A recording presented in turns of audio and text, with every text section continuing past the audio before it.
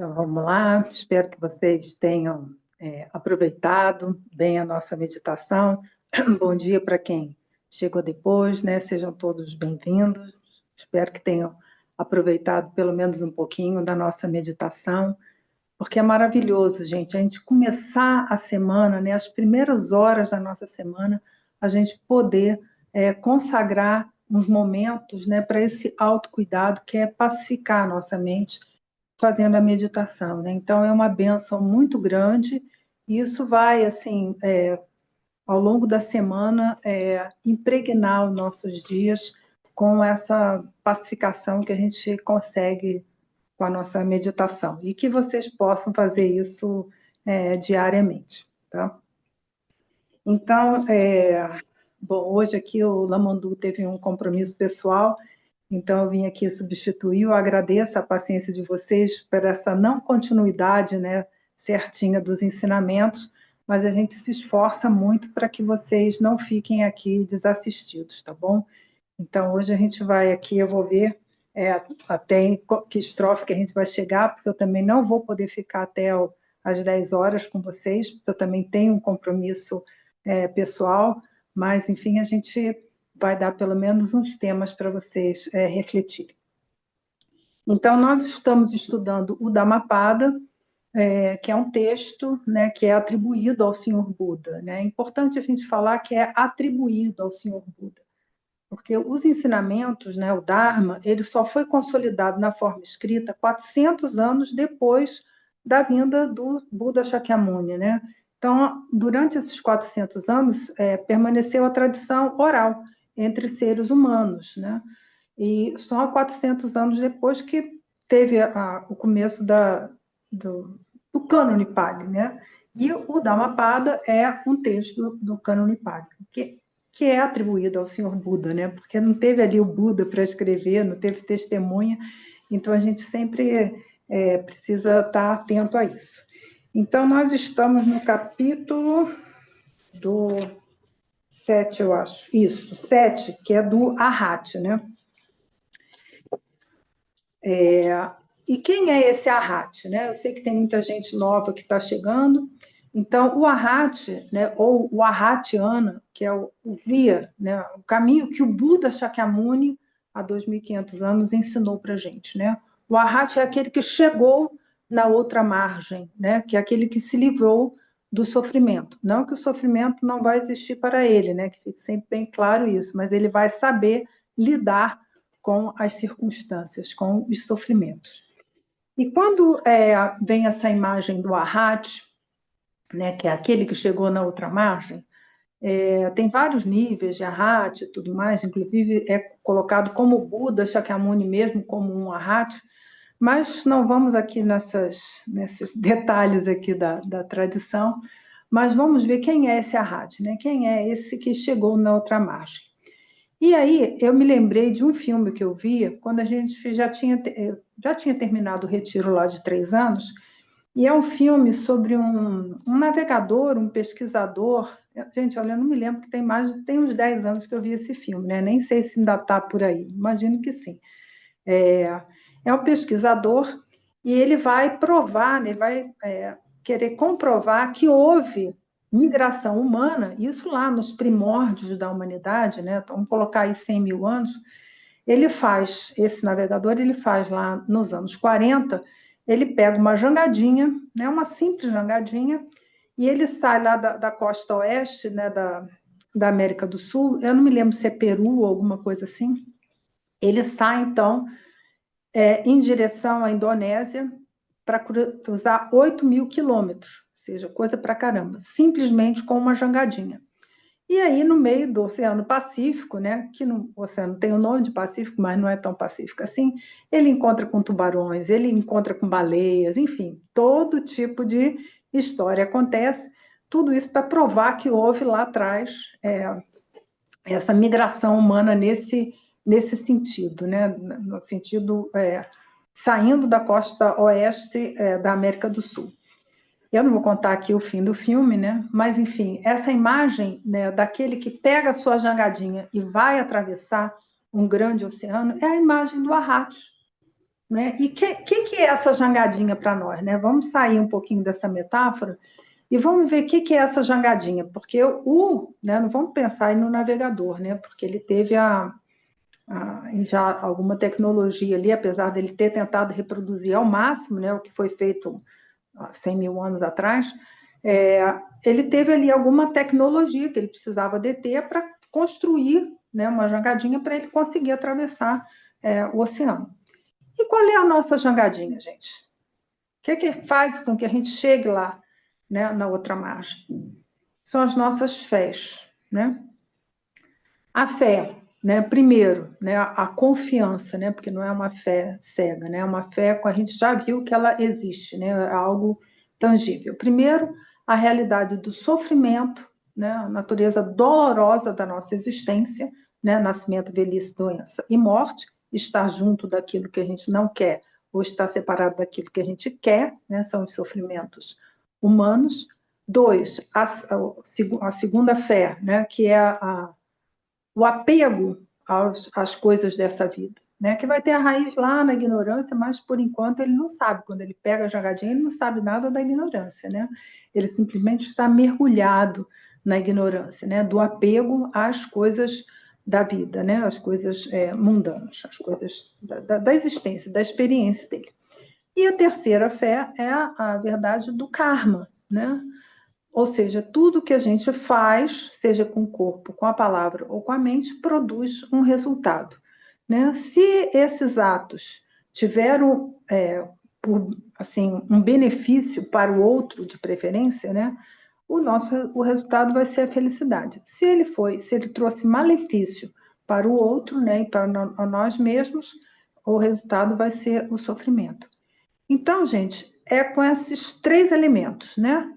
O sofrimento, a causa do sofrimento, que é o apego, e o terceiro, que é a lei do karma, tá? É essa a nossa jangadinha. E aí, como é que é feita essa travessia? Simplesmente, o quê? Estabilizando a nossa mente. Porque, tal como esse pesquisador lá nos anos 40, né, eles também, lá 100 mil anos atrás, eles também enfrentaram, né, porque já tinha tubarão no mar há 100 mil anos atrás, né, já tinha baleia, já tinha todos esses animais. E tempestades, e ondas enormes e tudo mais. Acontece todo tipo de coisa. O que precisou para esse sujeito atravessar esses 8 mil quilômetros? Manter a mente estável. Só isso. Sem um profeta, sem um Deus, sem uma divindade, sem um orixá, sem nada. Sem um anjo, sem nada. Ele vai, é uma jangadinha, um sonho, né? Ele vai. Então, essa é a imagem do budista, essa é a imagem do arhat que nós estamos fazendo, né? Nós estamos falando aqui. E quando a gente vai ver isso dentro do contexto do Mahayana, a gente faz essa travessia toda, enfrenta todos os tubarões e tudo mais, para beneficiar o outro. Olha só. Então, os nossos recursos são mínimos, né? Porque a gente está numa jangadinha, né? No filme, se eu não me lembro, tem mais algumas pessoas com ele, mas aqui a gente está num voo, né? Num voo não, né, gente? Numa viagem solitária. Esses são os nossos recursos, né? Essas três fés, né? Que depois vai ser, né? Vai derivar na fé vasta e tudo mais, mas aqui nós estamos falando da primeira fé, né? Que é a fé de confiança, nesses três elementos, e manter a mente estável. Só isso. Essa é a jornada do budista. E aí, depois da gente ter, né, mantido a mente estável, durante toda essa jornada, e essa jornada a gente pode colocar tanto nessa vida quanto para as outras vidas, né? O que a gente vai fazer, né, depois de ter mantido essa mente estável? Aí é que a gente vai entender como é que a nossa mente funciona, né? Que a gente vai ver que todos os nossos pensamentos, todos os nossos sentimentos, todas as nossas emoções, tudo que a nossa mente produz, como a gente recitou hoje, agora há pouco, né? Nossos pensamentos não são nada e ainda assim surgem. Né? É aí que a gente vai chegar na outra margem. Né? Na história humana, algo motivou aqueles aqueles primeiros seres humanos lá a pegar a jangadinha deles e se lançar no mar, que eles não sabiam nem o tamanho do mar, né? Algo fez essa turma aí. Então, essa mesma coisa para nós é a bodhicitta. É o que faz a gente ir para outra margem, é a aspiração que a gente possa compreender a natureza da nossa mente, desenvolver uma mente lúcida para poder ajudar os outros. Então, essa é a jornada. Então, assim, é bem bonito a gente ver, né? Depois eu vou ver, né? Hoje eu, infelizmente, não vou ter tempo para procurar isso, mas esse filme ainda deve estar por aí. É bem interessante, porque é a jornada do budista, né? Com tão poucos recursos, né? Sem nenhum amparo de uma divindade, um anjo, uma coisa qualquer, ele segue firme, né? Com a mente estável e chega lá na outra margem, completamente livre do sofrimento. Não que ele não vai encontrar os bichinhos que tiverem lá na outra margem, né? Vão ter os, sei lá, os leões, as panteras e tudo mais, mas aí ele já aprendeu a lidar com essas eventualidades que existem na nossa experiência.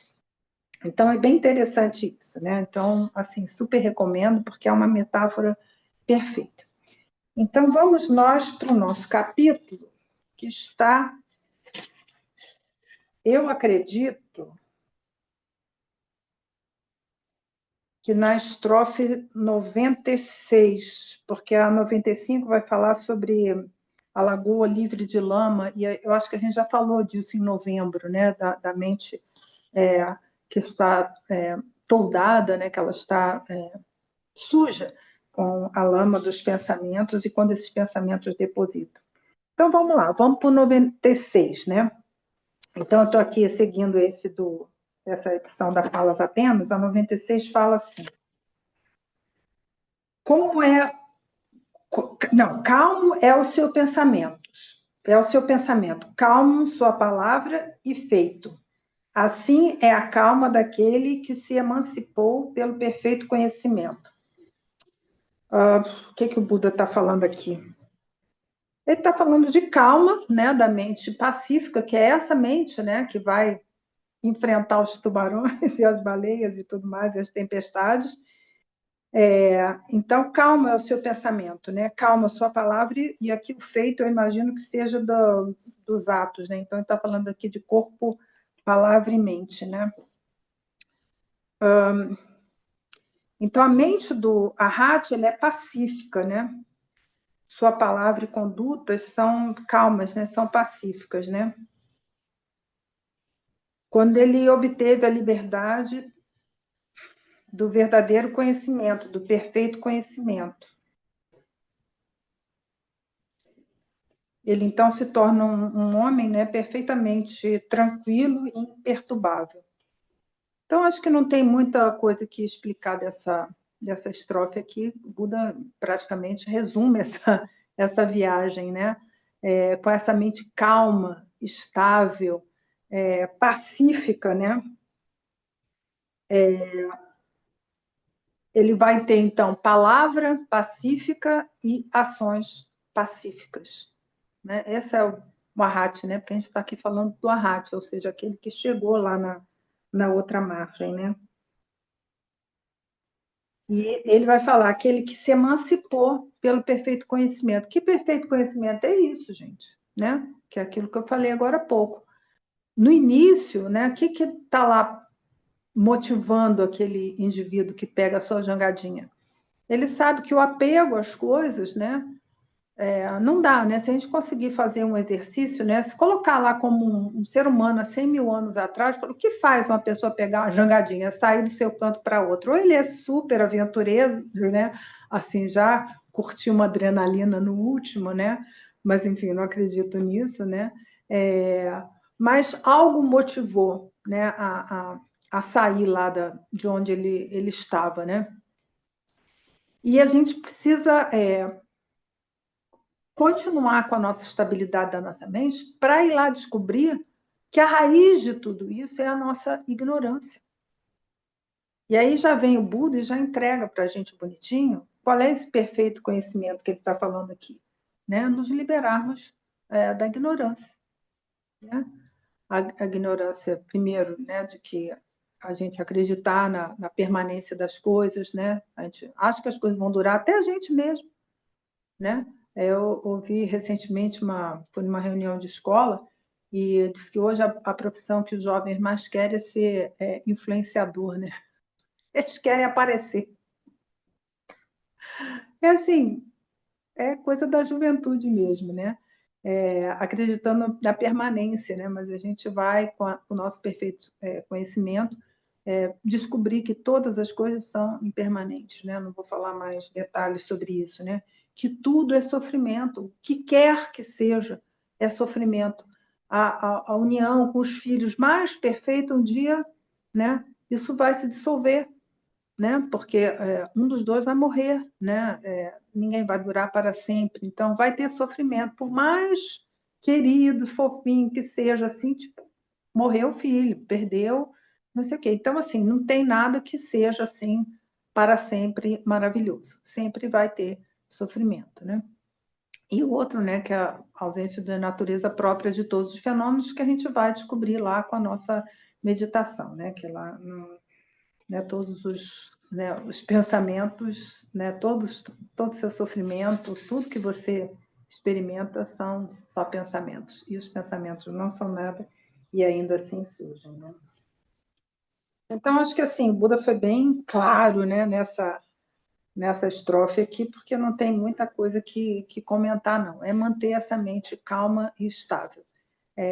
Estou me lembrando agora que quando a gente já estava lá no final do segundo ano do retiro, o Lama Trilha deu um ensinamento que eu cheguei a anotar, né? Que eu perguntei para ele, Lama, qual é o objetivo, né, da gente estar aqui nesse retiro? Isso já, gente, depois de 2 anos ali, né, naquela condição toda que alguns de vocês já sabem, e aí ele simplesmente fala, né, para mim, desenvolver uma mente calma e estável, né? É só isso, só isso. Então, esse é o objetivo da prática budista, é isso. Para que a gente, com essa mente estável, a gente possa ajudar efetivamente o outro de uma maneira efetiva. Porque normalmente a gente não sabe nem o que é bom para a gente, imagina se a gente sabe o que vai ser bom para o outro.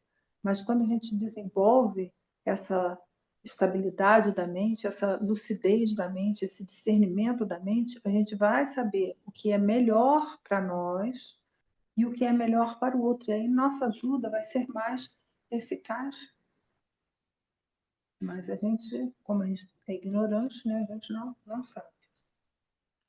Então, vamos ver aqui, acho que dá mais para fazer um aqui. Então, vamos ver o 97.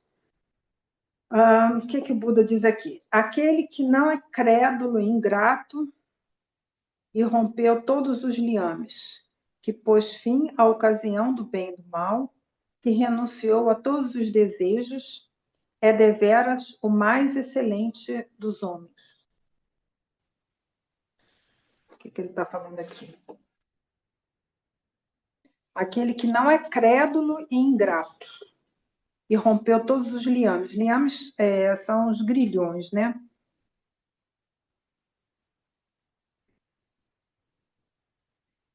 Olha, gente, eu acho que essa credulidade aqui é mais uma ingenuidade, sabe?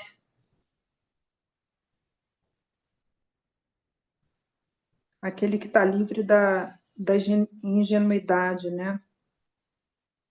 Da inexperiência, eu diria. Que rompeu com os grilhões, né? Os grilhões são as nossas emoções perturbadoras,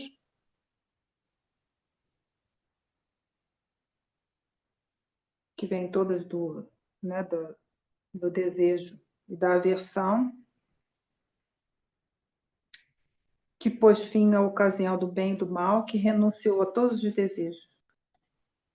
Bom, o que ele está falando aqui, né? Aquele que deixou a ingenuidade, né? Que deixou essa vivência que a gente tem, retomando aquela imagem, né? As pessoas não gostam que uma pessoa falou que não é para viver não é o caixão, né? Mas a urna funerária, né?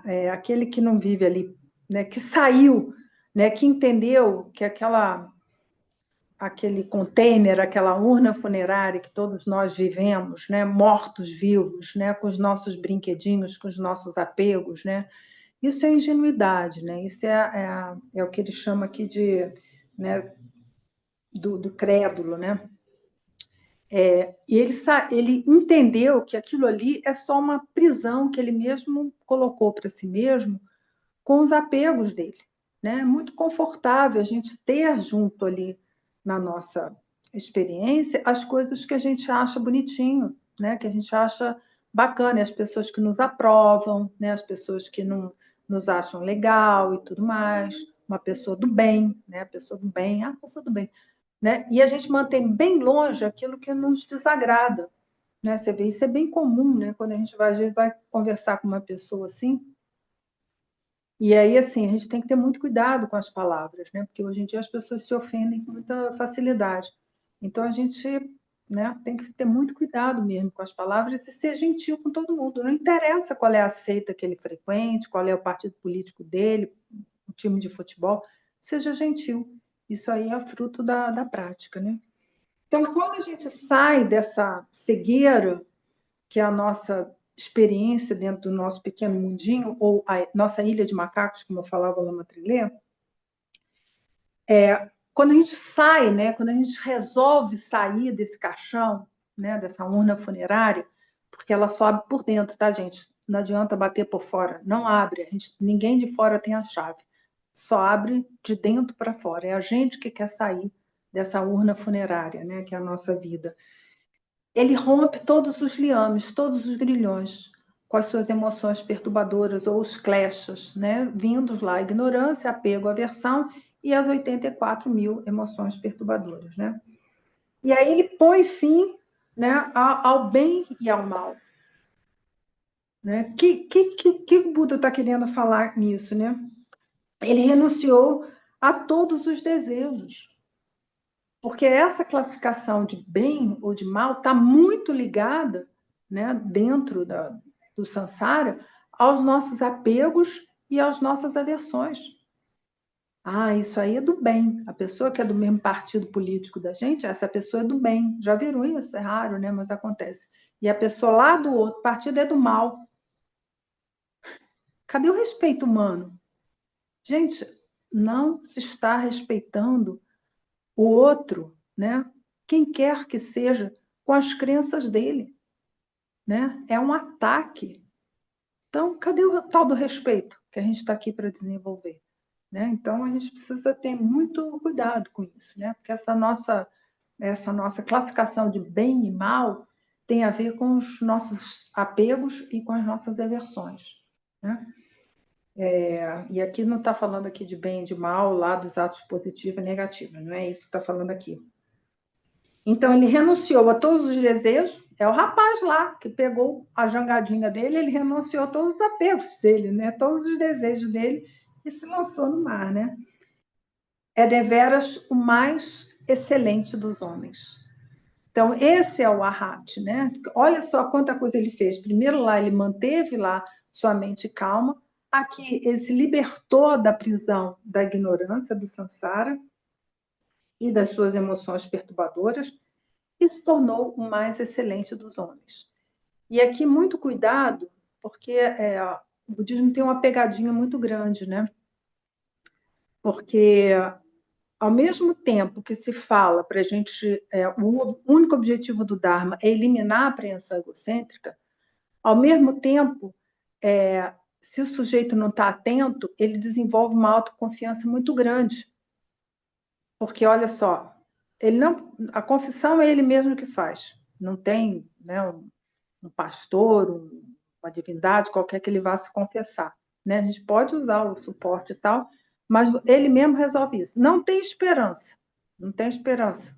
Ou seja, todo o futuro está nas tuas mãos. Toda a responsabilidade pela travessia é igual o rapaz lá na jangadinha. Está nas mãos dele. Não tem ninguém para ajudar, não tem anjo da guarda, não tem nada. Está ele na mão dele. Então, isso é uma coisa assim, bem. É uma pegadinha gigante que a gente precisa organizar na nossa mente, meditar muito para poder entender isso daí. Porque uma coisa que é para eliminar a apreensão egocêntrica, ao mesmo tempo está reforçando, porque coloca toda a responsabilidade da tua existência em você mesmo. Então, isso aí é uma coisa que a gente precisa entender com a nossa meditação, porque senão vai se tornar uma autoidolatria, né? Tipo assim, eu dou conta da minha vida sozinha, não tem Deus, não tem divindade, não tem nada, né? Que esse é um budista, finalmente é isso, né? Mas a gente precisa entender que a gente não é nada, né? Afinal das contas, não é só os nossos pensamentos que não são nada, a gente não é nada também, nada, né? Toda a nossa construção da nossa identidade são só pensamentos, né? Isso aqui é célula, né? Que né, no corpo é elemento rupa, que ó, desaparece a cada instante, né? Assim como sensação, percepção, formação volitiva e a nossa consciência. Ela não tem, né? É um amontoado, são os tais dos escândalos. Então, isso aí é uma coisa para vocês refletirem, né? Como é que a gente vai lidar com essa eliminação, né? Aniquilação da apreensão egocêntrica e essa extrema responsabilidade que o budista tem em relação a toda a sua experiência, tá bom? E, ai meu Deus, vamos ver se dá mais um aqui. Vamos ver se dá pelo menos para ler, porque aí, assim, em março, eu acho que é quando eu retorno, nós teremos 4 domingos, a gente já começa o outro capítulo, que vai para o capítulo 8, que vai falar dos milhares, né? Então, vou ler aqui o 98 e o 99, ver se a gente avança um pouquinho para, pelo menos, concluir esse capítulo hoje, tá bom? Seja na aldeia ou na floresta, no vale ou na colina, onde quer que os ratos residam, delicioso é esse sítio. Claro, né, gente? Porque aqui, eu nem tinha lido, mas é bem bonitinho isso, né? Então, qualquer lugar onde ele estiver, né, na aldeia, na floresta, no vale, na colina, onde quer, delicioso é esse sítio. Então, o rapaz ou a moça, né? Vamos falar que pode ter sido moças também que atravessaram 100 mil anos né, o Oceano Pacífico, né? Eles encontraram outros animais, serpentes, enfim, outros bichos lá, nem sei o que tinha lá, né, na Indonésia nessa época, mas sei lá, lagartos, enfim, alguns bichos. Delicioso esse sítio, claro, porque ele, durante toda a travessia, ele desenvolveu a mente pacífica, né? No Oceano Pacífico, ele desenvolveu a mente pacífica, né? Então, ele vai chegar lá, ele vai encontrar dificuldades, né? Porque ele vai, enfim, ter que construir lá uma cabaninha, vai ter que ver que árvore que tem lá para construir lá, né, um lugar para abrigar, vai ter que buscar água, alimento e tudo mais. Ele vai ter as dificuldades, mas ele desenvolveu a estabilidade da mente. E aí é delicioso, é esse sítio, né? É esse lugar. É um lugar agradável, né? E com todas as dificuldades, né? Ou seja, não vai ter problema. Aí, em 99, ele vai falar: encantadoras são as florestas onde o mundano não se deleita. Os isentos de paixão lá se deliciarão, porque prazeres sensuais eles não procuram. Ai, ai, ai. Essa construção mais cheia de poesia, né?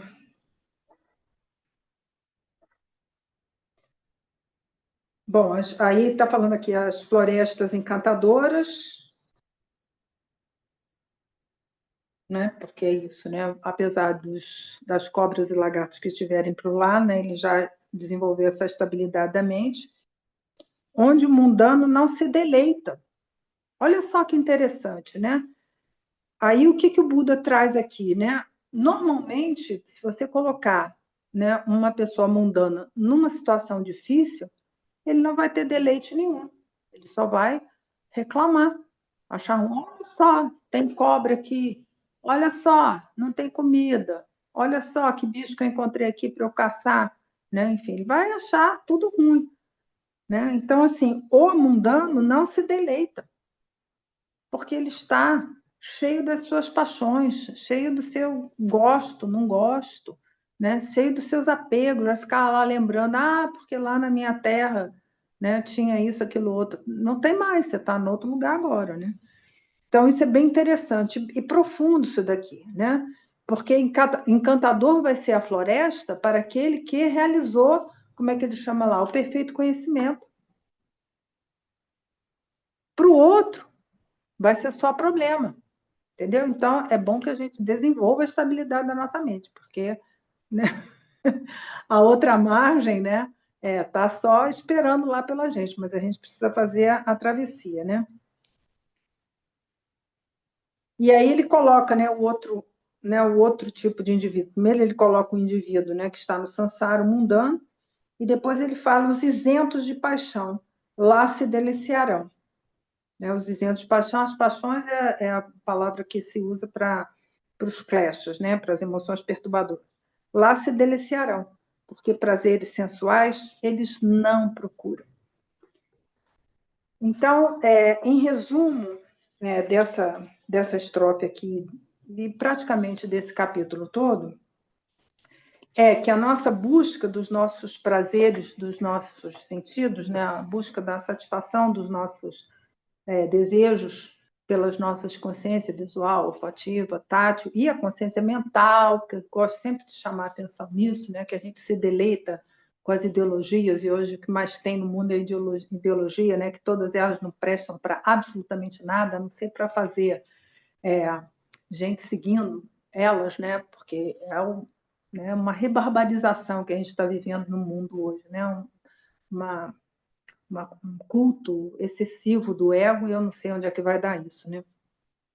Então, aquele que se delicia nos prazeres das seis consciências vai achar probleminha onde quer que ele esteja. Né? Pode ser num lugar mais maravilhoso, sei lá, um restaurante muito bom, ele vai achar, mas a comida não estava na temperatura adequada. Porque faltou pimenta, ou não sei o quê. Sempre vai achar uma coisa ruim, entendeu? Nunca vai estar se deliciando, né? Porque ele está completamente na tabelinha gosto e não gosto, desejo e aversão, e tudo que decorre daí. Mas, em contrapartida, aquele que estabilizou a sua mente, que compreendeu, né, a natureza da mente, né, o tal do perfeito conhecimento, né, que viu a natureza da existência, tudo vai estar bom.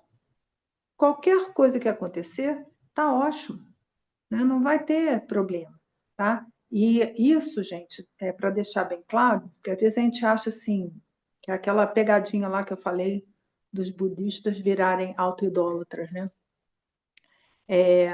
Essa estabilidade da mente, essa mente pacífica, essa mente equânime nas experiências, não é só budista que passa, não, tá? Tem outras tradições, ou a própria vida também pode fazer isso com algumas pessoas, né? Eu recentemente né, estou indo no hospital toda semana, e há 2 semanas atrás tinha lá muita gente, né? E o pessoal estava bem, né, assim, passando muito mal, assim, e ninguém reclamando de absolutamente nada, né? Enfim, hospital público, né? Pronto-socorro, aquela coisa toda, aquele movimento, e ninguém reclamando. Estava todo mundo ali né, sofrendo, porque ninguém vai para um pronto-socorro de hospital público para passar o tempo, né? E todo mundo ali tranquilo. Eu fiquei ali umas boas horas esperando também para ser atendida, e eu vi que maravilha, né? Eu estava me sentindo assim no nirvana, né? Porque não tinha uma pessoa reclamando, estava todo mundo tranquilo, pacífico, esperando, né, um atendimento, apesar de estar todo mundo ali numa situação de muita vulnerabilidade, né?